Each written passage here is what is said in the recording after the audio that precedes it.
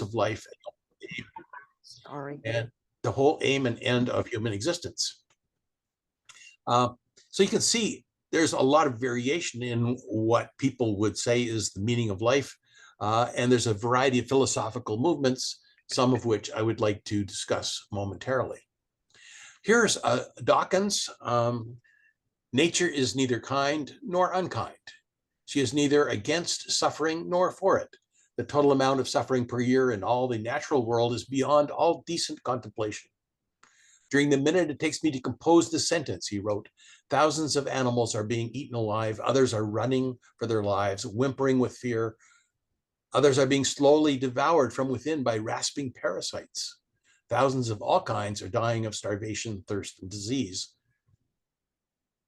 He goes on, the universe we observe has precisely the properties we should expect from it, as if there is at the bottom no design, no purpose, no evil, no good, nothing but blind, pitiless indifference. So this is one particular point of view, and you'll see that there's others who take a similar view. And it's helpful to see if various approaches vary in their take on the meaning of life. And here is an interesting chart. We compare the existentialists, the atheist existentialists with the Christian existentialists, with those who follow absurdism, a variation of existentialism, and the nihilists. So for example, everyone except the nihilists say there is a thing such as meaning in life. But is there inherent meaning? Many say no. Can we create real meaning? Many say yes. Is the pursuit of inherent meaning possible? Some say yes, such as Christian existentialists. Others say no. Is the pursuit of created meaning possible? Half say yes, half say no. Can we solve this problem? Some say yes, some say no. So depending on what particular philosophical position you take, and here I'll have a chance to take a look at them in some detail. Here is one slide I got. It deals with the inner meaning of life according to various philosophical perspectives and various philosophers. For example, Immanuel Kant would say, do as you'd have others do your duty. And the nihilist would say, do anything, life has no meaning. Pragmatists would say, bring on the most good to humans, and utilitarians would argue positively. So you can see there's a variety of positions, and I'd like to explore some of them. Here are some cartoons that describe this. Calvin, who he says, I don't understand this business about death. If we're just going to die, what's the point of living? And then he goes on to say, let's say life is this square of a sidewalk. We're born at this crack and we die at that crack. Now we find ourselves somewhere inside the square. In the process of walking out of it, suddenly we realize our time in here is fleeting. Is our quick experience here pointless? Does anything we say or do really matter? Have we done anything really important? And so on. Another cartoon, why does man create? Is it man's purpose on earth to express himself, to bring form to thought, and to discover meaning in experience?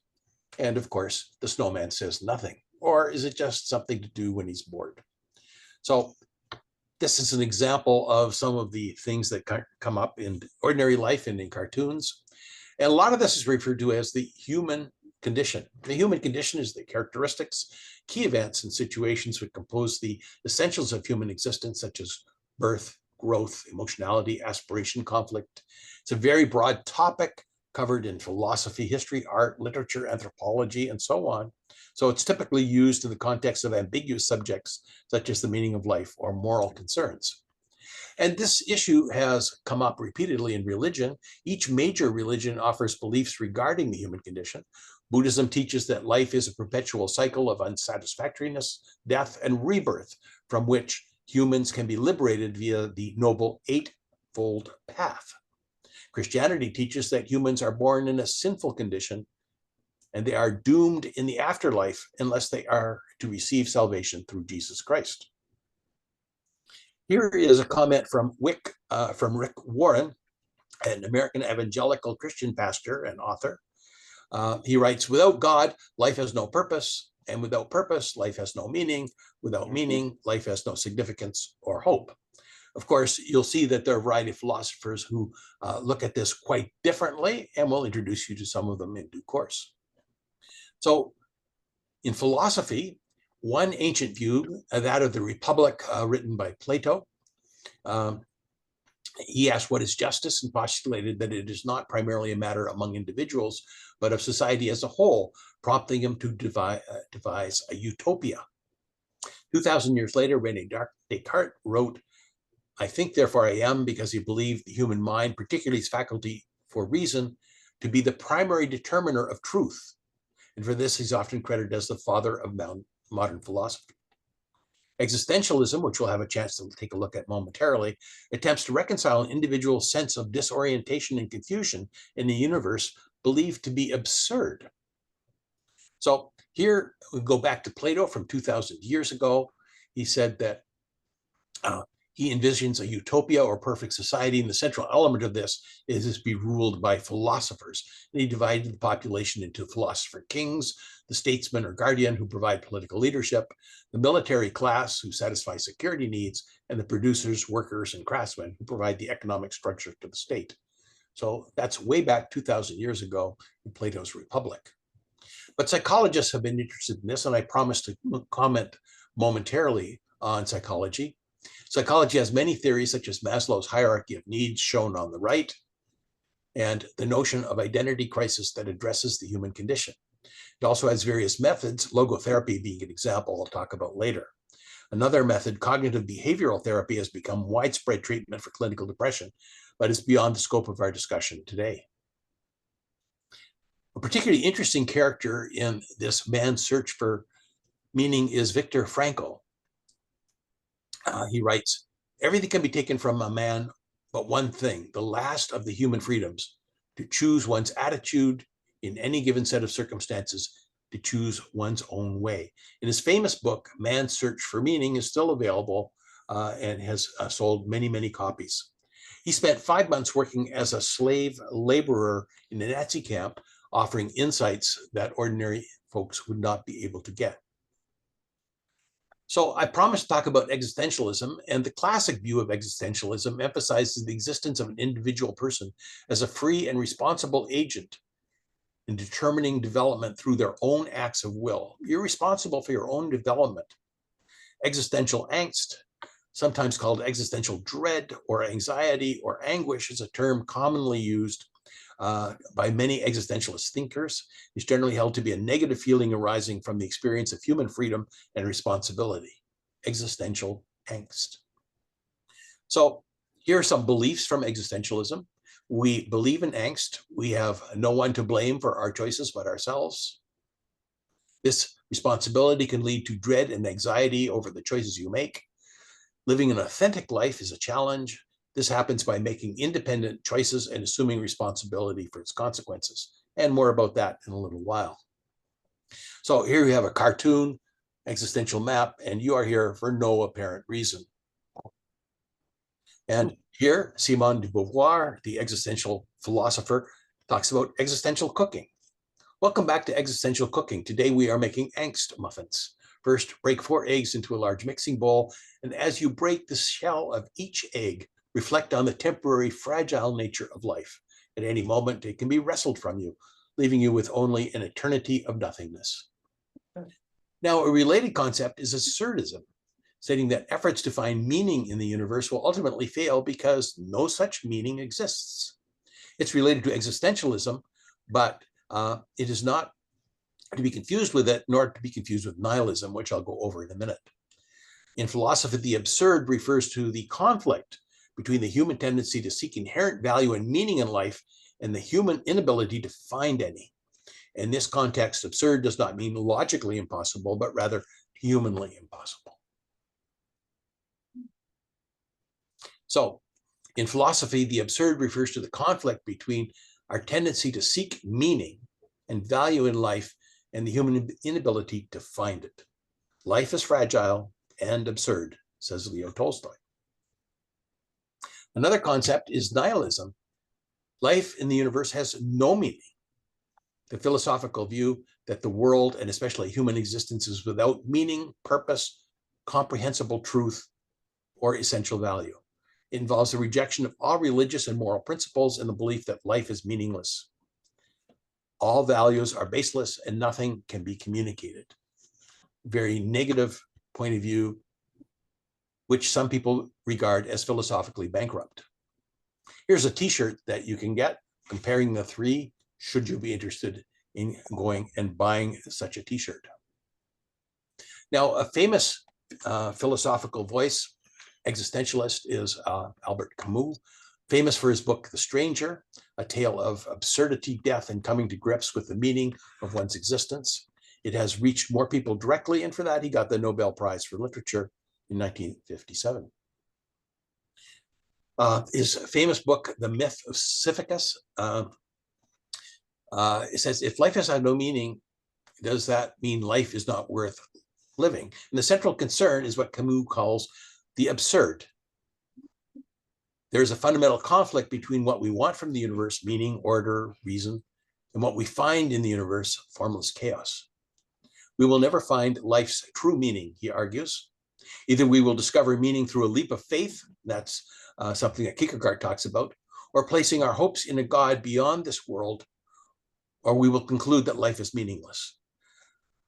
Camus asks if this later conclusion necessarily leads one to commit suicide. If life has no meaning, does that mean life is not worth living? If that were the case, we'd have no option but to take a leap of faith or to commit suicide, says Camus.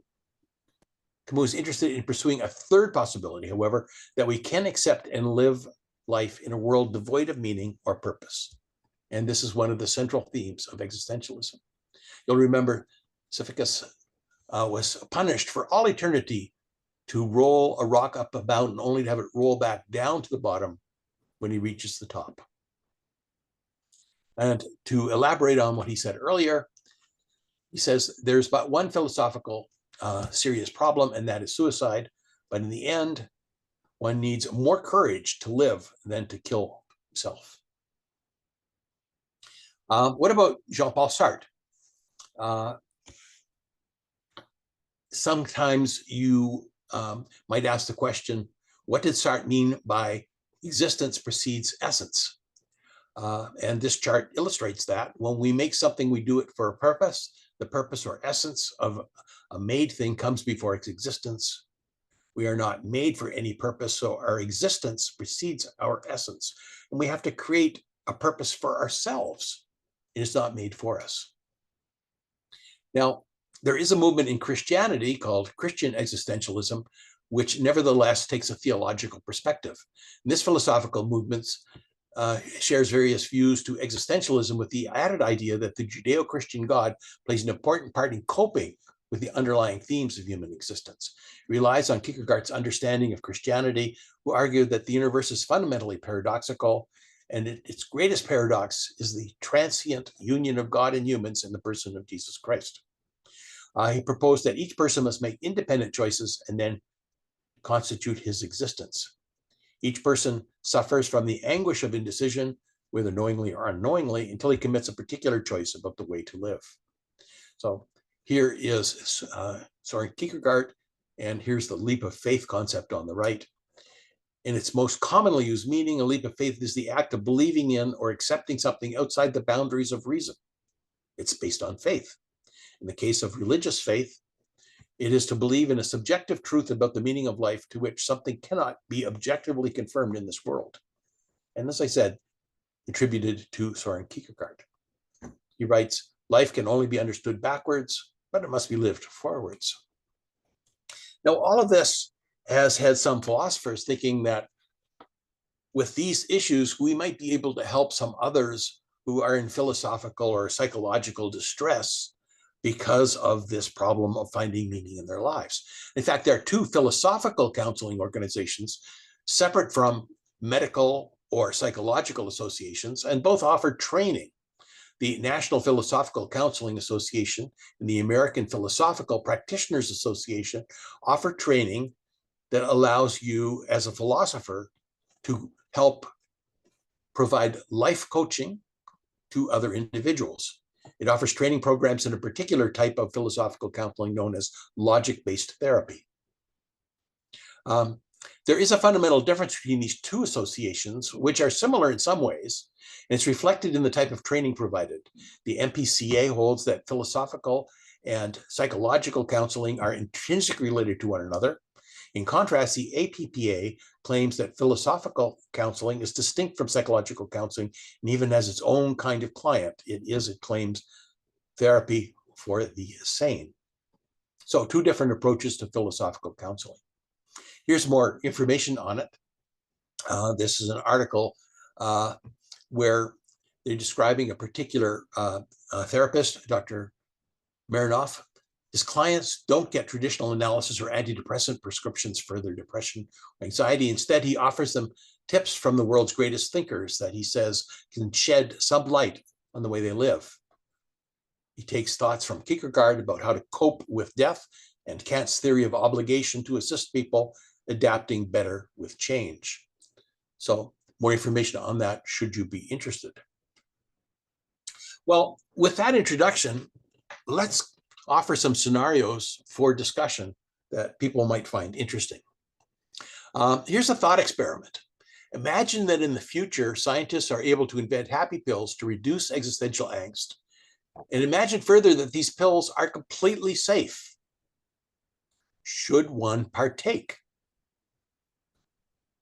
Didn't they already do that? I'm sorry? I said, didn't they already do that back in the 50s? And I think it was like Valium that they were giving all the women. Indeed, that is the case. They started off with Librium and then Valium. And now there's SSRIs and tricyclics and a whole variety of things. But the question here is if they are completely safe. Because all of the drugs like the benzodiazepines like Valium, they can be addictive, and that's potentially an issue, of course. So should one partake? It depends on the philosophical point of view. And I'll introduce you to Heidegger in a while, who would say, no, you shouldn't. You have to have an authentic life. So do these store-bought neurotransmitters make you a different person? And should you participate? So that's a thought experiment. Would psychopharmacological enhancement threaten our human dignity and our connection to reality? Is there a concern that one should be living an inauthentic life, a life giving one a better, more pleasant personality, but one that is not your personality? Or should our focus instead be employing a scientific, rational, risk-based approach to drug policy rather than the politically driven process that so often dominates the current discourse on drug policy?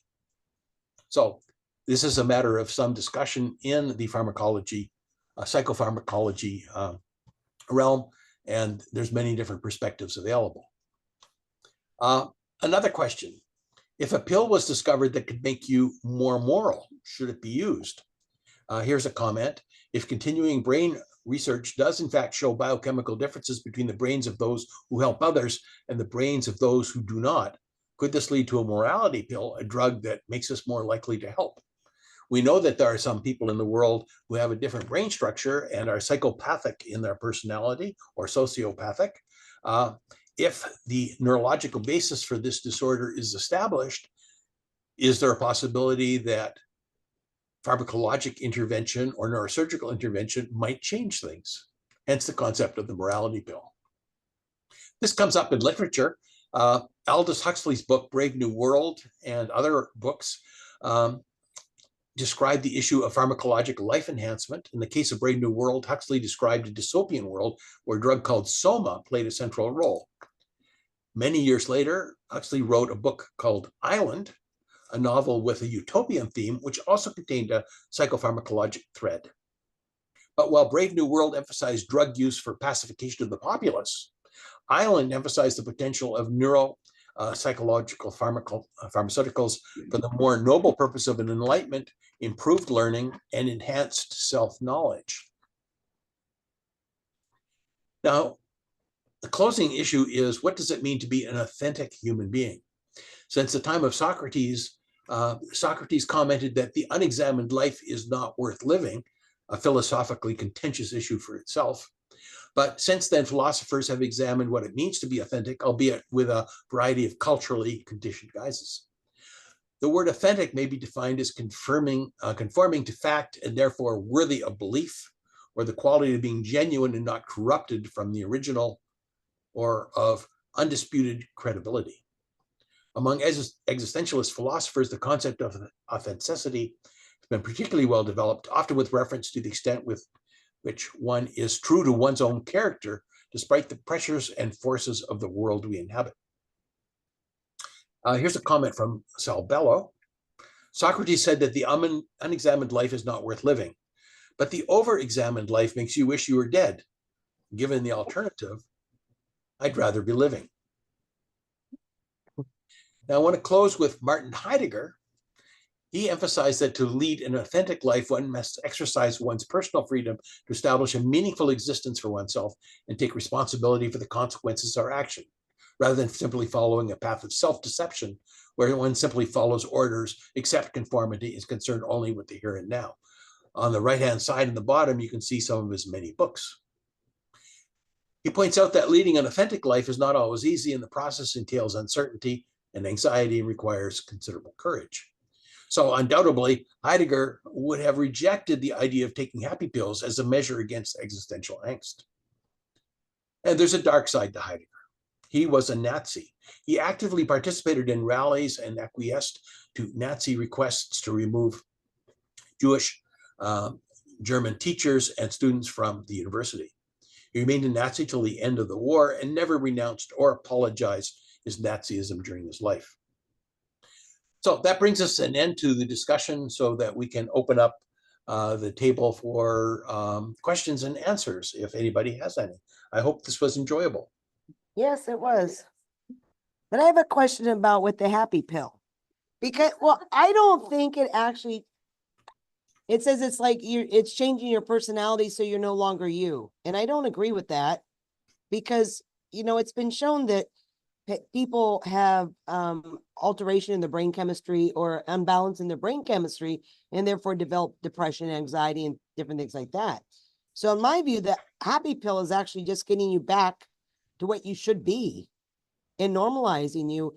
And then it helps you, it more helps how you react to situations so that you're not short-tempered and things like that, so that you can think through things. So I think a happy pill actually helps and is not necessarily taking away your personality. Because I mean, I wouldn't be taking a happy pill and then go kill somebody because that's not my personality. But so. Yeah, so what you are looking at is some of the philosophical debate among people in the psychiatric community and the neuropsychiatric community.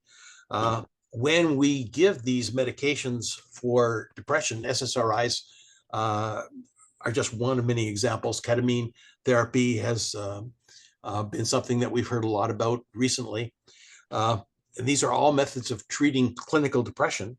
It turns out ketamine is particularly effective in patients who haven't responded to treatment for depression with SSRIs, tricyclics, quadricyclics, and even electroconvulsive therapy. So there's been some almost miraculous treatments, but ketamine therapy requires repeated application. Although there's a plan afoot to make ketamine therapy available by a self-administered nasal route. But then we discovered that, well, people can get addicted to it too. So that's potentially a problem, just like the use of opioids under pain conditions can be a problem. One question comes up is it okay to be inauthentic if it makes you a better person? And of course, I don't have an answer for that, but in some cases, you will get philosophers on both sides agreeing with either position that they want, that it's authentic or inauthentic. As I said, Heidegger would have nothing to do with this, but many modern philosophers would find that quite acceptable. It also raises the issue of performance enhancement, not just for thinking, but for performance enhancement for certain athletic things. So the question would be, if you can get fine motor control better handled with medication, would this be helpful to a person who's an artist who wants to do a better job of portraits, or a neurosurgeon who wants to do a better job of neurosurgery for delicate surgery around the brainstem that ordinary individuals couldn't ordinarily do? These, of course, are all unresolved philosophical issues. But why would one be considered inauthentic if they actually become a better person? Well, you'd have to talk to the unauthentic people. They would argue because that's just not who you are, and you shouldn't change your personality. They would say, for example, that's what God made you, and deal with it. I raise many of the same questions that you do, and so because of that, it would be difficult for me to explain some of the concerns that other people have, but there is a philosophical community out there that takes this position, and a lot of them draw on the concepts of Heidegger of authenticity. Yeah. One of the examples that came up is Jean-Paul Sartre, who described the problem of the waiter. He described a waiter whose whole identity is being a perfect waiter. And he gets all of the interactions with his clients perfectly. He provides perfect opportunity for a fine meal and make sure that all their concerns are addressed. And he's just a wonderful waiter. And it's all because part of a script. And so that was an example Sartre said was kind of inauthentic. But to be fair to the waiter, you also have people, for example, doctors, who interact with their patients using a precompiled script of sorts that has been tuned and optimized over time to make the patient as relaxed as possible and as comfortable as possible, avoiding things that, for example, might be inflammatory by accident. So there's an example or a counterexample to Sartre's waiter concern. Well, I think it's the intent, which would make it whether it's authentic or inauthentic.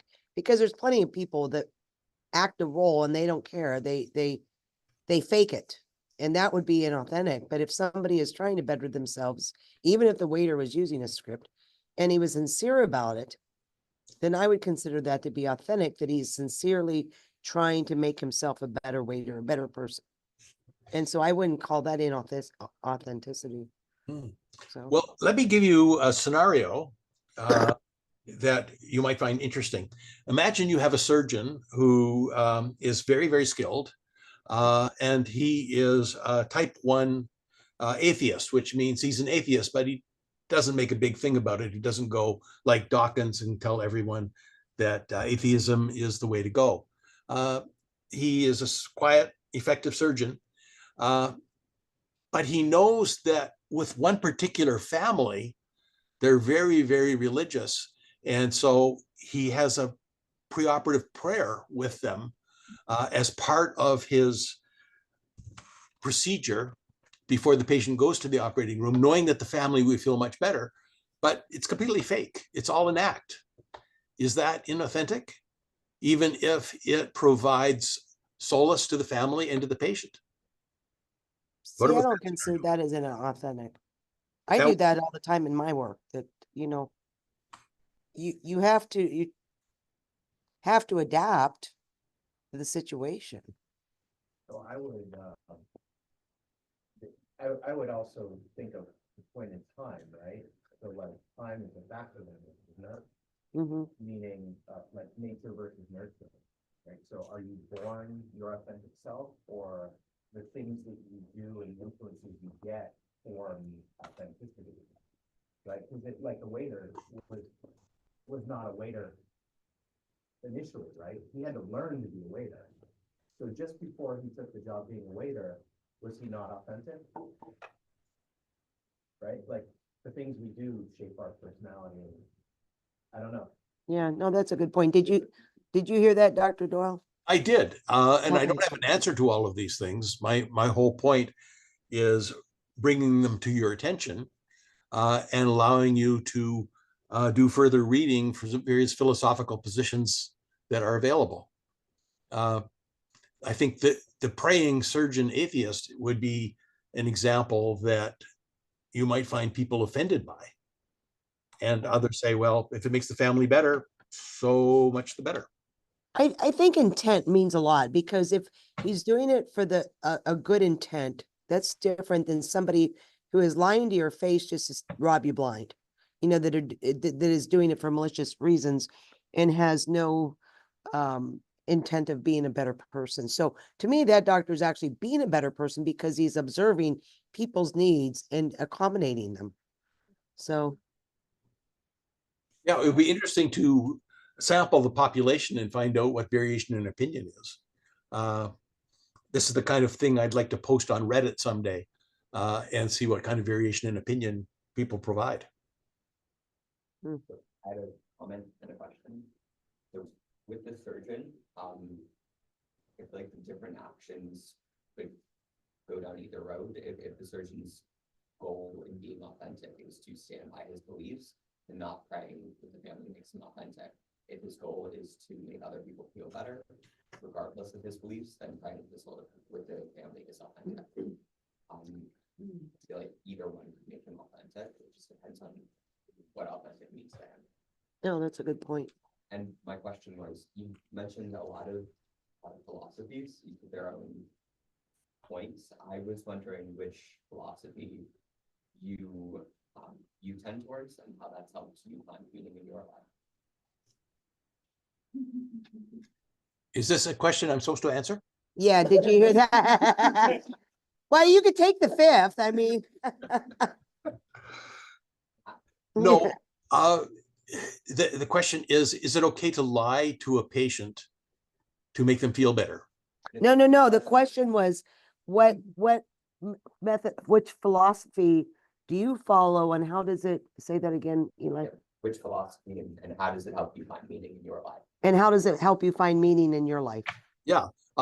So I'm going to take the fifth on that because the very reason I prepared this talk, because I want to explore that issue for myself.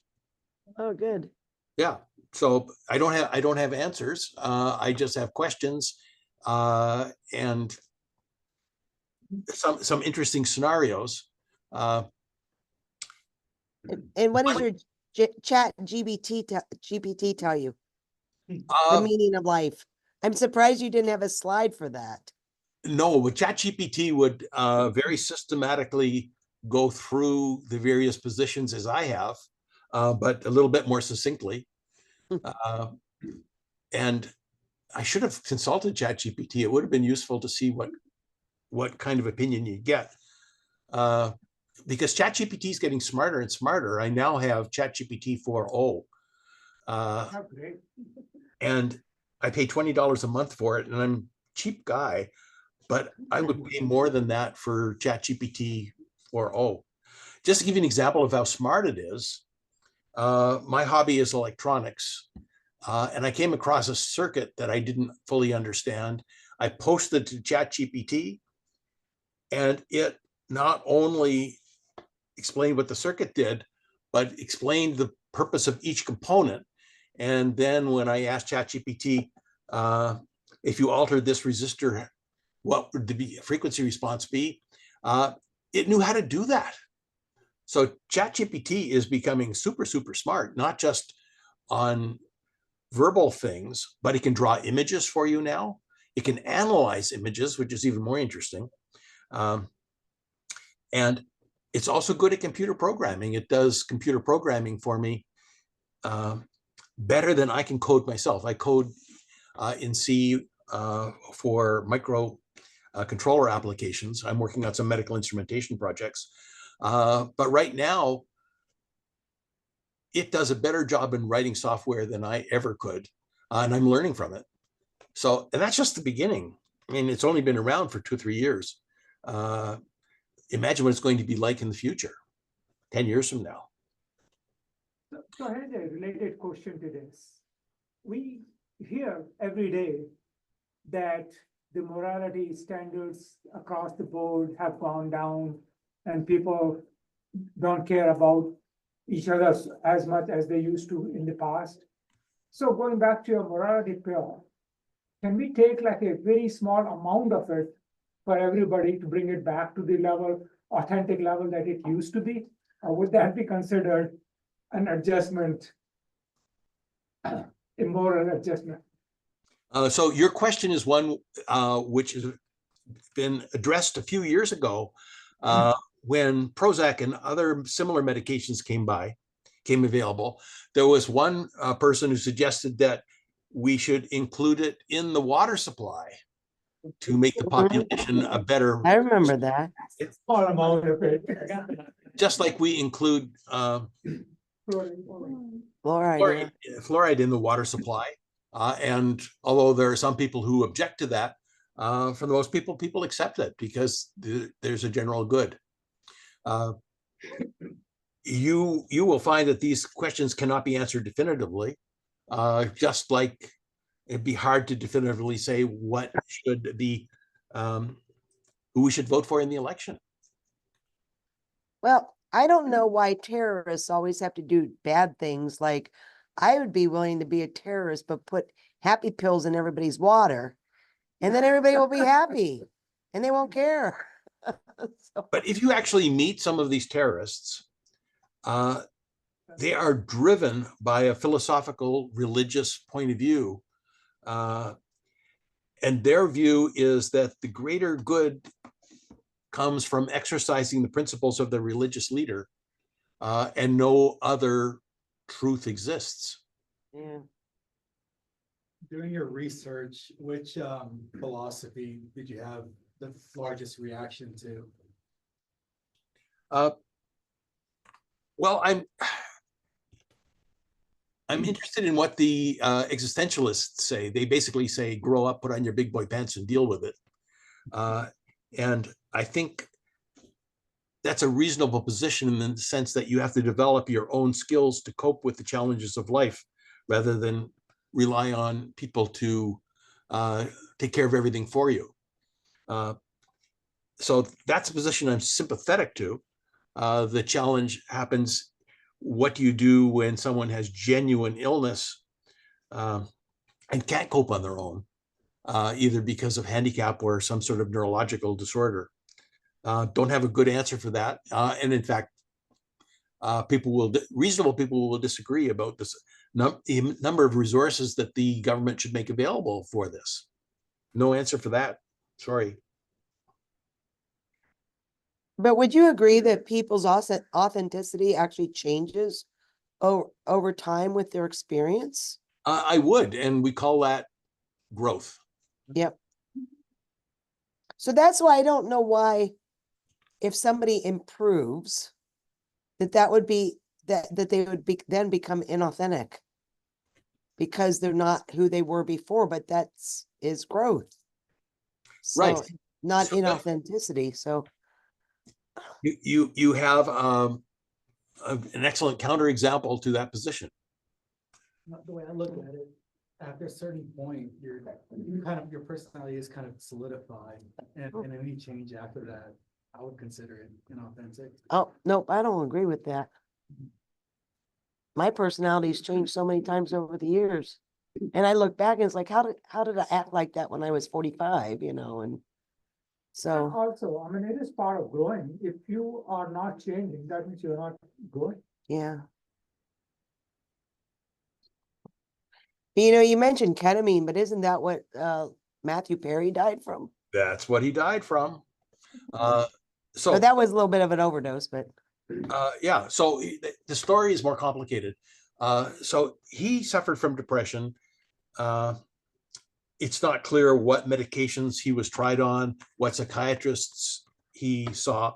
But the likelihood is that they tried a variety of pharmaceuticals, the typical tricyclics, Prozac, that kind of thing, and didn't have the kind of result wanted.